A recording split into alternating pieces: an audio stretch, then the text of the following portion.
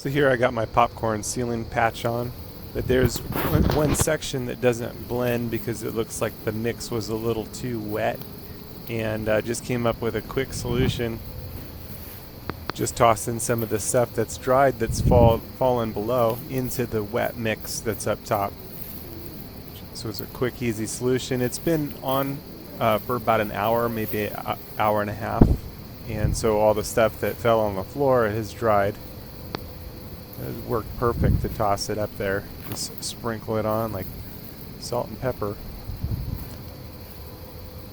Yeah, just a nice, quick, easy way to fix up a small area that was too wet. Here again, slowed down. You can see the area in the center that's too wet, just not going to blend like everything else once it's dried. Okay, and then here it is in slow motion. Got the dried popcorn in my hand. And just going to toss it on the ceiling. I thought you'd be able to see the difference a little bit more. Here's the first shot.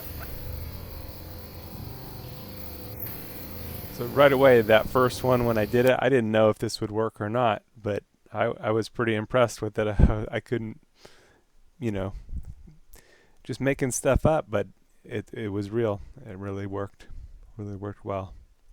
I'd use it again, and now you know how to recognize.